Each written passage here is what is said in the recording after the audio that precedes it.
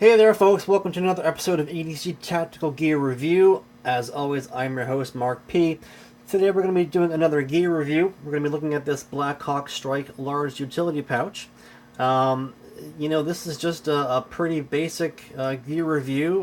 The pouch isn't a whole lot, nothing particularly all that special about it.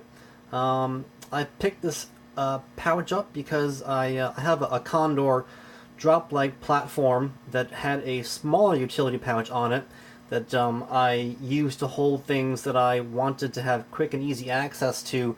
The things that I didn't want to have to take my backpack off and dig around the pack to get to.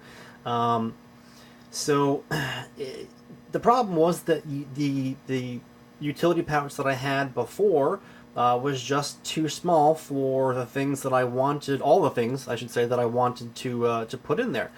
So I wanted to carry things like my water purification straw, chem lights, gloves, fire starting materials, compass, binoculars, and all other kinds of different things that were just too much for the other utility pouch I had. So I went on Amazon and did a search for utility pouches, and this is what I came across as what I thought would be the best option for me that I could find at that time. The old utility pouch that I had was a Condor, and it was 8.5 inches wide by 4.5 inches tall and 3.5 inches deep. So it was really more long than tall, whereas this is, it's longer, or it's long and tall, which is nice. So I can fit more things in there. And the dimensions of this are actually not quite this. It's funny. Like, so the other previous utility pouch I had was 8.5 inches wide, whereas this one is actually only 7 inches wide. But this is 8 inches tall, where the other one was only 4.5 inches tall. So I gained some height. The other utility pouch was 3.5 inches deep, whereas this one's only 3 inches deep. So I made some compromises in the size. Like I said, it's a little smaller on the width. I got more height out of it, and it's not quite as deep. Um, the prices on Amazon were pretty reasonable. They fell between $32 and $38. As always, I give Prime prices because I'm a Prime member. They do offer not a whole ton of color choices. It looks like it was black, coyote tan, multicam, which is what I have here, and olive green. Um, all of the utility pouches in this large S.T.R.I.K.E configuration are made from 500D ripstop, except for this one, the multicam version, which is actually made of 500 denier nylon. Now, again, as I always claim, I am not particularly an expert in anything necessarily, so using my Google Foo, I looked into the difference between 500D ripstop and the 500 denier, and this is kind of what I'm thinking the differences really appear to be. The 500D ripstop is just it's really a lightweight nylon fabric that has interwoven ripstop reinforcement threads that are sewn into the fabric in a crosshatch pattern. Um, it's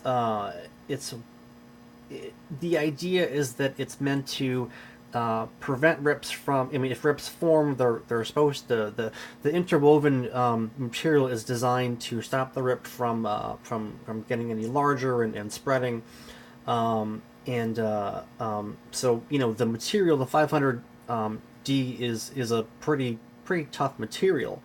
The 500 denier nylon, the multicam version here that I have, that's made out of, it's from what I can tell, the 500 denier nylon really corresponds to a brand name material of Cordura, who, they claim that the fabric is resistant to abrasions, tears, and scuffing, that it has excellent resistance to fading, abrasion, rot, and mildew.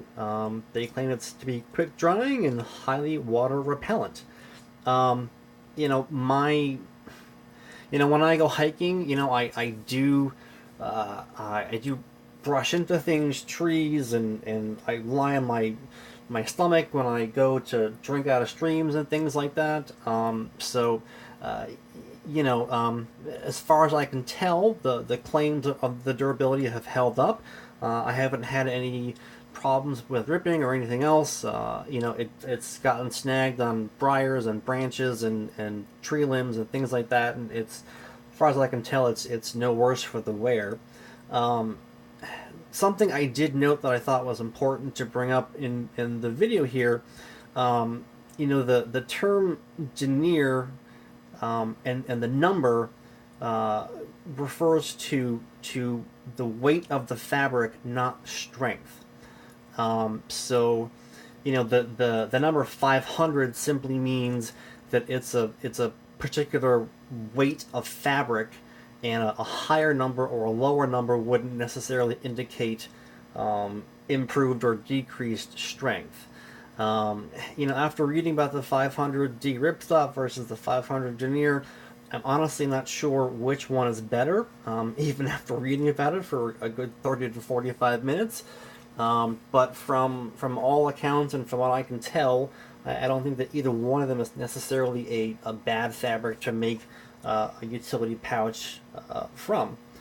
So, as far as how BLACKHAWK put this thing together, they have two pretty good size zippers here on the top that open up.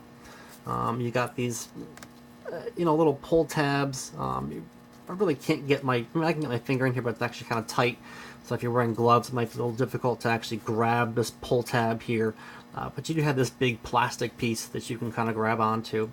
They on the end of the zippers, you have these little loops.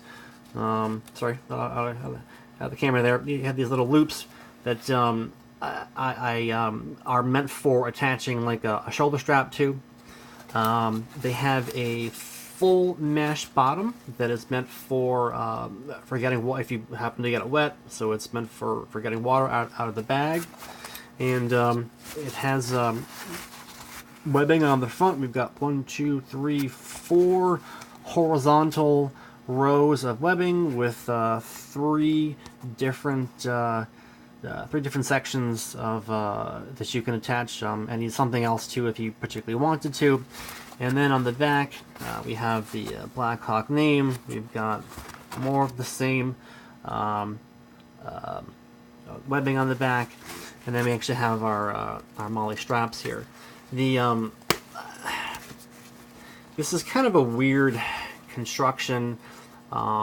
They have this the strap connection to the actual pouch is a very, I don't want to say thin, but it's a very, I don't want to say flimsy, but the fabric looks to be nylon. It's kind of loosey goosey. You can see here, but what they've done though, as far as the actual part that weaves through the webbing, it's actually pretty thick. There appears to be I'm not sure. There's some sort of insert inside here. It's sort of hard to tell what it really is. I think it's plastic of some sort, and they stitched it to the nylon. You can see it's double stitched with three rows of stitching on here. So this really isn't going anywhere.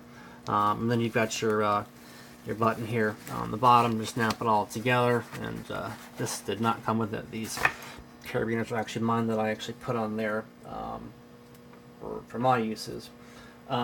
So